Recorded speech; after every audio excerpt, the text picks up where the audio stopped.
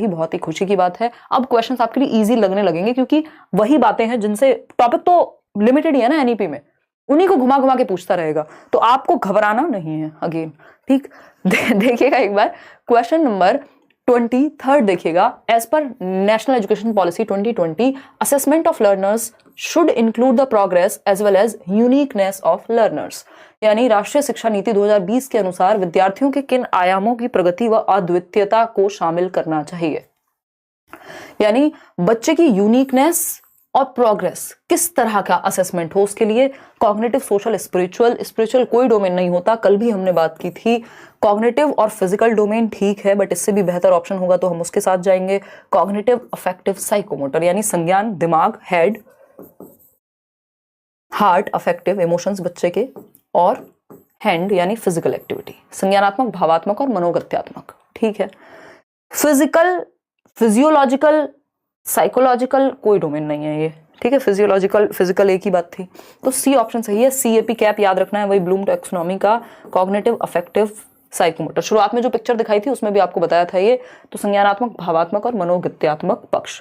इस साइकोमोटर को कोनेटिव लिख सकता है पेपर में नाम चेंज करके, CONATIVE, बात एक ही रहेगी, ठीक है जी। आगे बढ़ेंगे, क्वेश्चन नंबर देखिएगा 24। बस लेंदी है ये क्वेश्चन, आसान है, लेकिन इसको पढ़िएगा, जवाब दीजिएगा। मैं एकदम साइड हो जाती हूँ, नहीं तो कई लोगों को दिक्कत हो जाएगी। देखिएगा, फटाफट से जवाब दीजिए। हम लोग कितने लोग जुड़े हुए हैं? 27,400 समथिंग। 18,000 लोगों ने लाइक किया है, बाकी के 10,000 लोग लगभग कहाँ हैं? आपका साबुन स्लो चल रहा है आज, है? अच्छा राज, या पोल की बात कर रहे हो क्या?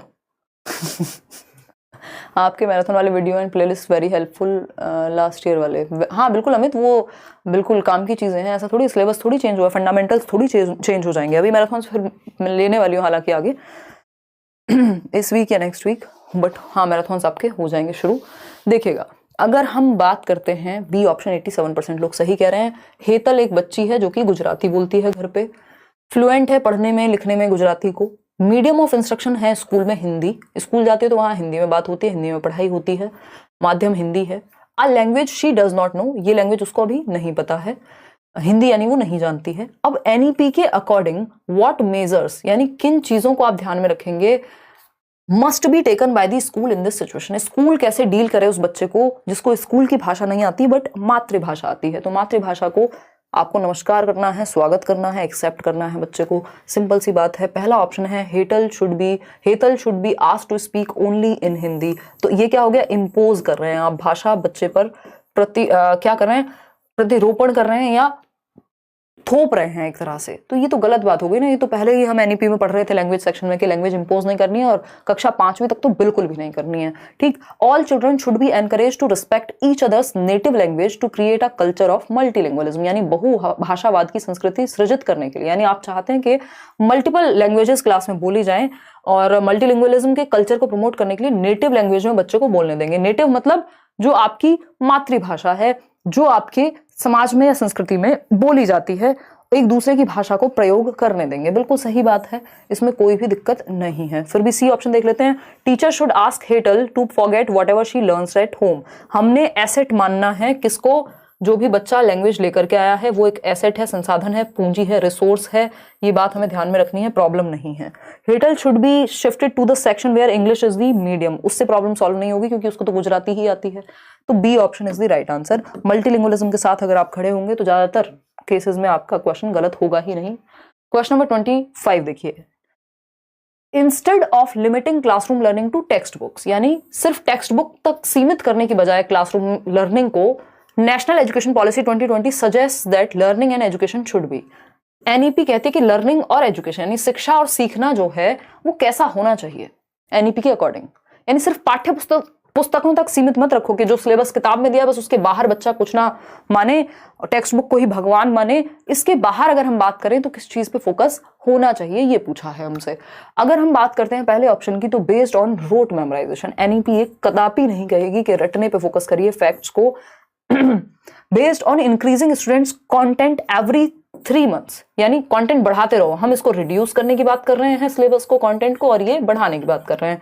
फिर आता है C option, focused towards inquiry and development of critical thinking. Simple, बच्चा यहाँ एक्टिव है, अन्वेषण करेगा, डिस्कवरी करेगा, लर्निंग बाय डूइंग होगी। क्रिटिकल थिंकिंग तो एकदम हाथ जोड़ के नमस्कार करना है जिस भी ऑप्शन में दिखे, ठीक। डी ऑप्शन है focused towards learning for exams. ये बात गलत है, learning for the sake of learning, not for exams. Exam में अपने आप अच्छी हो जाएंगी चीजें, तो खोजबीन और समालोचनात्मक चिंतन, यानी बच्चे को अंततः एक्टिव रखना है ताकि वो जीवन में भी एक्टिव रहे और किसी काम आ पाए नेशन के भी। क्वेश्चन नंबर 26 देखिएगा, जवाब दीजिएगा फटाफट से, तब जाकर के हम बढ़ेंगे आगे। आलोची क्रेजी कह रहे हैं, नाम तो देखो खतरनाक। फर्स्ट वोट मेरा ही जा रहा है हर क्वेश्चन में। Ma'am you are the best teacher, CDP queen. Thank you so much आलोची, आप लोगों के सभी के प्यार के लिए बहुत बहुत धन्यवाद। मैं सारे मेल, सारे मैसेजेस, सारे इंस्टाग्राम DM या जो लोग मुझे टैग करते हैं सब नहीं देख पाती हूँ, बट ये बात आप बिल्कुल दिल से मान के चलिए कि मैं बहुत ही ब्लेस्ड फील करती हूँ आप लोगों की जो भी फीडबैक रहता है आप लोगों का, या जो भी प्यार है। और इन केस किसी को, क्या बहुत सारे लोगों को, ज़्यादातर लोगों को रिप्लाई नहीं मिल पाता होगा, बट उस चीज़ को लेकर परेशान ना रहें। अभी भी मैं जितने कमेंट पढ़ पाती हूँ, मैं कमेंट पढ़ती हूँ चैनल के, आप देखते होंगे, आपको हार्ट मिलता है, लाइक होते हैं आपके कमेंट्स, तो ऐसा नहीं है वो किसी और को दे दिया कि भाई तुम पढ़ लो। मैं खुद से पढ़ने की कोशिश करती हूँ जितने भी आपके कमेंट्स होते हैं या फीडबैक अगर मैं ले पाती हूँ तो। देखिएगा 82% लोग डी कह रहे हैं उत्तर। National education policy 2020 lays emphasis on, यानी राष्ट्रीय शिक्षा नीति किस पर बल देती है? बच्चे को एक्टिव रखने पे, बच्चे को भगवान बनाने पे, बस सिंपल बात। एग्जाम्स को भगवान नहीं बनाना है, बच्चे को बनाना है। रोट लर्निंग, अगेन ये तो है ही वाहियात चीज। प्रैक्टिस और ड्रिल को कई लोग पॉजिटिव मान लेते हैं, जो कि गलत बात है ना। प्रैक्टिस और ड्रिल का मतलब है बार बार 2 एकम 2, 2 दूनी 4 सेम चीज रिपीट कराते रहो, वो हर जगह काम नहीं आती। हम मीनिंगफुल लर्निंग पे बात कर रहे हैं आज के समय में, तो वहां रटने से ज्यादा समझने पे फोकस है, यानी कॉन्सेप्ट्स अगर क्लियर हैं तब जाकर के कहीं ड्रिल की बात आएगी, अदरवाइज नहीं आनी चाहिए।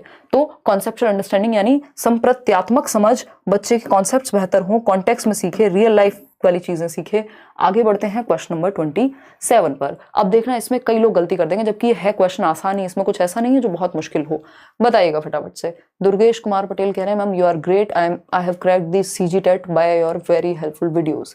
Thank you so much Durgesh, ये चीज मुझे और ज्यादा अच्छा मोटिवेटेड फील कराती है कि आप लोग देश भर में अलग अलग एग्जाम्स देते हैं और वहां आपको पेडागोजी में हेल्प होती है। छत्तीसगढ़ टेट आपने क्लियर किया, अलग अलग जगह से मेल्स भी आते हैं, बहुत ही खुशी की बात है मेरे लिए, मतलब मैं शब्दों में व्यक्त नहीं कर सकती। थैंक यू सो मच, आप सभी का बहुत बहुत धन्यवाद। मेरी कोशिश ऐसे ही चलती रहेगी, अदरवाइज हमें 6 साल से ज़्यादा हो चुके हैं और अभी हम उस स्थिति में हैं कि हफ्ते में एक वीडियो भी आपको मिले तो इनफ है। बट ये आप लोगों का प्यार है जो चीज़ ये बना के रखते हैं कि हाँ यार डेली मिलेंगे, काम करेंगे, पढ़ाई करेंगे, जितना हो सके हेल्प होनी चाहिए आपकी। देखिए अगर हम बात कर रहे हैं ए ऑप्शन की, national education policy 2020 proposes inclusion of, किस चीज का इंक्लूजन? ग्रुप वर्क का। हाँ पॉजिटिव बात है, बच्चा एक्टिव होगा। Of group work and self assessment for assessment of children, पहला ही ऑप्शन पॉजिटिव लग रहा है। ग्रुप वर्क यहाँ लिख के देख लीजिए, अगर कभी भी कंफ्यूज हो रहे हैं खुद से दिमाग में रख के देख लीजिए, पहले ऑप्शन को पहले की जगह और दूसरे ऑप्शन को दूसरे की जगह, सेल्फ असेसमेंट। ठीक है जी, अब बाकियों को रख के देखो। Inclusion of projects for standard test, projects तक ठीक था, स्टैंडर्ड टेस्ट नहीं देना हमें। स्टैंडर्ड टेस्ट को आप क्या करें, इंक्लूड करें पोर्टफोलियोज के को असेसमेंट के लिए, तो ये स्टैंडर्ड टेस्ट गलत हो गया, पोर्टफोलियो फिर भी ठीक था। नॉर्म रेफरेंस और क्राइटेरियन रेफरेंस दोनों ही स्टैंडर्डाइज टेस्ट होते हैं, याद रखिएगा, ये मानकीकृत परीक्षण में आते हैं दोनों ही, तो ये तो फ्लेक्सिबिलिटी की बात ही ना करें यहाँ पे, तो ये तो दोनों ही गलत हो गए। एकमात्र सही और पॉजिटिव ऑप्शन है ए ऑप्शन, समूह कार्य। अभी इसको ऐसे देखते हैं, देखिएगा राष्ट्रीय शिक्षा नीति 2020 बच्चों के मूल्यांकन के लिए समूह कार्य, बच्चा ग्रुप में काम करे, एक दूसरे से बहुत सारी स्किल्स सीखेंगे, एक दूसरे की भाषा सीखेंगे, और स्व आकलन यानी वो खुद को भी जज कर पाए। ऐसा नहीं है कि वो समझे ही ना कि उसकी गलती कहाँ है, कैसे वो खुद को इंप्रूव कर सकता है। अब आज आप पेपर की तैयारी कर रहे हैं, ऐसा तो नहीं है आपके घर आकर के मैं देख रही हूँ कॉपी अच्छा दिखाओ कितना ठीक हुआ, है ना, आप खुद ही समझते हैं। तो ये स्व आकलन सेल्फ असेसमेंट की स्किल होनी चाहिए। ग्रुप असेसमेंट की भी, ग्रुप वर्क क्या हो गया, वही पीयर असेसमेंट को ग्रुप वर्क कह रहे हैं हम यहाँ पे। ठीक, तो ए ऑप्शन ही एकमात्र पॉजिटिव उत्तर हुआ। ये नॉर्म और क्राइटेरियन क्या होता है, नॉर्म रेफरेंस जिसको NRT कहते हैं, एक बार देख लीजिएगा क्योंकि इस बार शायद पेपर में इन्होंने अलग से पूछा है, पहले भी आता था बट इतना नहीं। NRT नॉर्म रेफरेंस टेस्ट और CRT ये क्राइटेरियन रेफरेंस टेस्ट है।